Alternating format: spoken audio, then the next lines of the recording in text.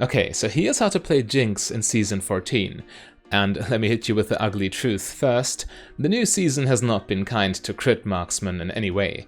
While AD carries who can build lethality or on-hit items got a lot of strong tools right now, crit builds are overall nerfed quite significantly. When mythic items were introduced back in the day, Riot nerfed crit damage and crit value on full items to take some of their power away to make up for the strong mythic effects. Now in Season 14, the mythic item concept has been removed again, but the crit nerfs that had been put in place for compensation are still there. Crit is quite weak as a result, needless to say, and Jinx must build crit to scale and function. She cannot take advantage of the lethality buffs, and marksmen who can will give her a hard time. In theory. But here's the good news, League of Legends solo queue has very little to do with the meta. People often use OP champions and strategies as an excuse, as a shield to not confront themselves with the harsh reality that they are in fact losing their games because of skill issue. League of Legends at its core is about knowing your power spikes, baiting the enemy, allowing them to make mistakes, to ultimately punish them for those mistakes. It is about exploiting your game knowledge in order to force the enemy into bad positions, and about maintaining a strong mental game so you can execute your plan consistently.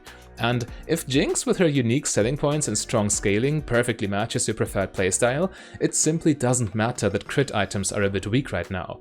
On Jinx they are still stronger than any alternative, and if you master the art of playing Jinx, you can still 1v9 in solo queue, no questions asked. Constantly jumping from one meta trend to the next will not help you climb, but refining your skills with your favorite champion and playing that champ consistently will. And in this video, I'm going to show you exactly how Jinx should be played in the current bot lane environment, giving you optimal rune and item suggestions, but then also showing you how you need to play according to Jinx's unique power spikes in order to have maximum impact in your games. But if you want to take it even a step further and ensure that Season 14 will be the season where you finally break into high elo, I recommend the Challenger coaching program from my sponsor Solo Queue Solution. They only work with high elo Challenger coaches who will teach you the secrets of climbing in solo queue during hand-tailored one-on-one coaching sessions. League of Legends is a skill after all. Sure, many people tell themselves that they lost that game because their teammates sucked or because the enemy abused some new OP builds. But that's all delusional. A skill like League of Legends can be taught and learned, and there is a reason that the best players always end up on top of the ladder year after year. So if you want to climb to Diamond and beyond as well, you can book your first coaching session with the link in the description, and you will also find additional information there if you still have questions. With that being said though, here's Jinx's optimal Season 14 rune page. You go for Lethal Tempo, Presence of Mind, Legend Bloodline, and Cutdown with Absolute Focus and Gathering Storm secondary. Lethal Tempo is the perfect Jinx keystone, it just does everything for this champion. You can stack it very fast and consistently in minigun form, dealing lots of ramping damage with the ramping attack speed, and you can also take full advantage of the bonus range with your high-ranged rocket Qs. Once this rune is fully stacked and you have enough points in your Q and switch to rocket form to auto-attack, there is no champion in the game who can threaten you, just kite at max range and the teamfight is easy. It is a really strong rune, very strong in the late game indeed, and Jinx wants to play for the late game anyway, so it's a perfect match. Now a lot of Jinx's team fighting, she is an immobile crit marksman who is easy to one-shot, will come down to fighting in Q rocket form, so Presence of Mind is mandatory. Rockets cost mana per auto attack and you have a lot of attack speed, so you will pay a lot of mana for them, but you want to keep going with your passive as soon as that first target falls, and you don't want to be forced in minigun form. With Presence of Mind though, you can keep attacking in rocket form if you have to, so you can freely switch your playstyle according to the situation. In the next slot we have Legend Bloodline, and that's also set in stone. Legend Alacrity is nice for AD carries who want to make plays early and who also have lifesteal in their build, but Jinx has neither. Legend Bloodline also only comes live in the late game, but Jinx plays for the late game as I've said, so it's also a perfect match. It frees up your item slots for more aggressive options while still keeping you healthy during teamfights. Now Cutdown is usually a fringe option for AD carries, allowing them to cut down tanks faster, as the name implies, but it's also the best scaling rune in this slot. Coup de Grace is very consistent at all stages of the game, but the early game for Jinx is not as important fighting-wise, you want to farm for the most part. So taking Cutdown instead of Coup de Grace makes your late game even stronger, and the late game is where you want to be on Jinx. You just want to scale as much as possible, which is also the reason why you want Absolute Focus and Gathering Storm. All the bonus AD will scale greatly with your attack speed and crit, making each auto attack hit even harder. A very straightforward and streamlined rune page that you can just copy and play right away without needing to worry about customization. And your item build on Jinx is almost as streamlined as well, but there are options for a little bit of customization about which we'll talk right now. But a full standard cookie cutter build that you can just play every game if you want to is Berserker's Greaves, Kraken Slayer, Infinity Edge, then Rapid Fire Cannon, Lord Dominic's Regards, and Guardian Angel. Getting Berserker's Greaves early is a very important power spike for Jinx, also keeping you safe due to the extra movement speed. But just the attack speed from Berserker's Greaves in combination with your minigun form allows you to stack lethal tempo very consistently should you be forced to fight early, which, by the way, is generally something you want to avoid on this champion. Your first real item is Kraken Slayer, which importantly builds out of the component Noonquiver. Noonquiver is just the best component item for crit marksman in the game, so getting an item that builds out of this is very important. It makes your lane phase less abusable, and the full item Kraken Slayer is also perfect with Jinx's game plan. Jinx always wants to play teamfights front to back, so you will auto-attack the same frontline target over and over and over, stacking lethal tempo, maybe also stacking your Q minigun form, but most importantly dealing damage with Kraken Slayer, which ramps up if you keep attacking the same target. And now that you have sufficient crit and attack speed, you can also build your Infinity Edge for your second real item. It is just mathematically speaking the best damage option you have, and you need to be able to deal damage, it's all Jinx is designed to do. The reason crit is so important, by the way, is that your AoE explosions on your rocket form auto attacks also scale with crit. If that wasn't the case and Jinx had instead more power budget in other aspects of her kits, she could also work with different builds, but due to that crit scaling, crit is just too important on her.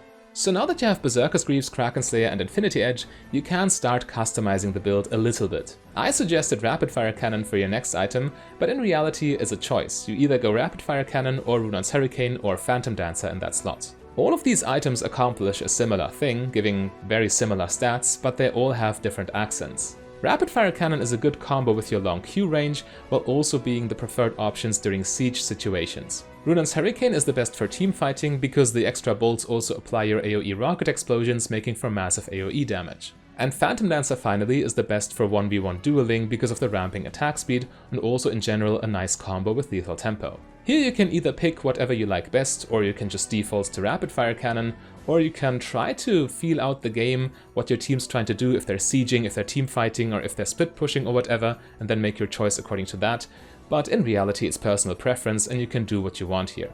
Now Lord Dominic's Regards is the default in the next slot, but of course if the enemy has lots of healing and your team refuses to buy healing reduction, you can also get Motor Reminder here. Guardian Angel is the most common choice in the last slot, because death timers are very long in the late game and a dead AD carry can lose your team the game, so the passive is really valuable.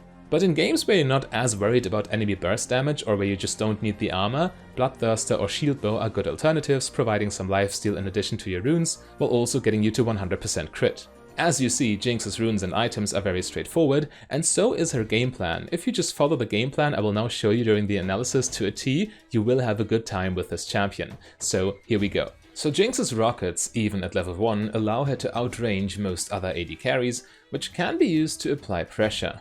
And while this might work against champions like Smolder, who have a weak early game themselves, you still should not get ahead of yourself. When you have the luxury of an easy lane like this, the worst thing you can do is try to push your luck. Instead of playing overly aggressive, you instead seize the opportunity to farm for free, guaranteeing you reach your power spikes.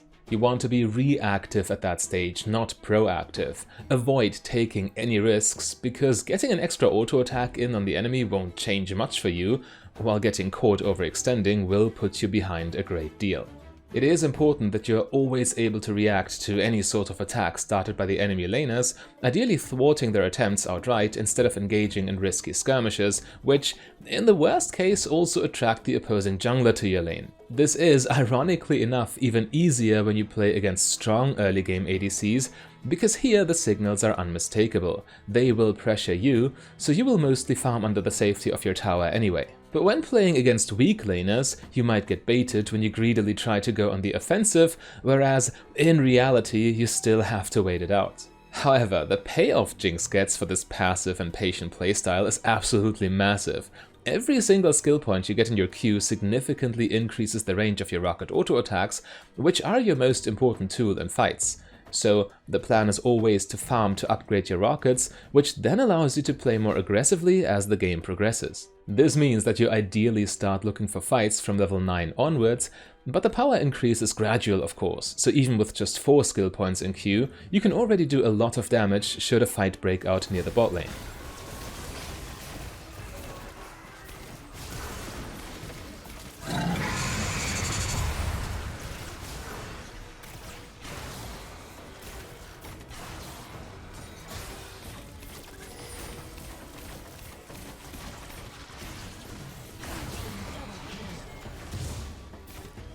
As long as the target poses no direct threat, feel free to attack in minigun form to stack lethal tempo faster and also to deal more damage, of course. But as soon as the enemy starts paying attention to you, you instantly go into rocket form and attack from max range. And as soon as the first enemy falls, your passive just does the rest. Super simple front to back fighting, but very effective on Jinx.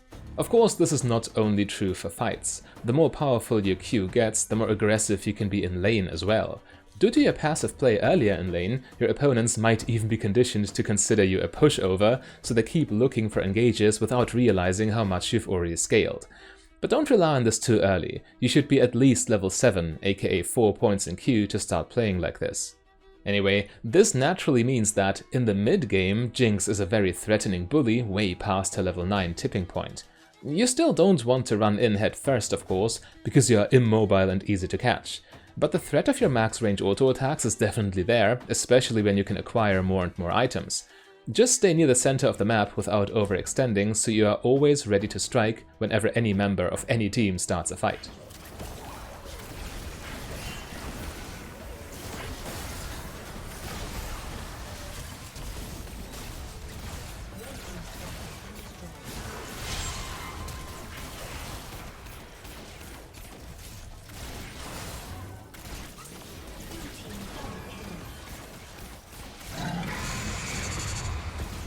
That anti-synergy between Maokai and Orianna was really hard to look at. But keep in mind, had Jinx been the initial target of the engage, this could have ended poorly. Yet when you avoid getting engaged on, you can freely zone with your W and your rocket range to ramp up your damage. And the later the game goes, the better for Jinx. Your combination of range and damage is truly oppressive, as it makes you both threatening and hard to punish for the enemy. But even with all of this, never forget that playing a clean and strategic lane phase is the foundation, the key to unlock Jinx's amazing late game. However, you can learn everything you need to know about optimal marksman laning strategies by watching my AD carry lane phase guide, which should be clickable on your screen right now.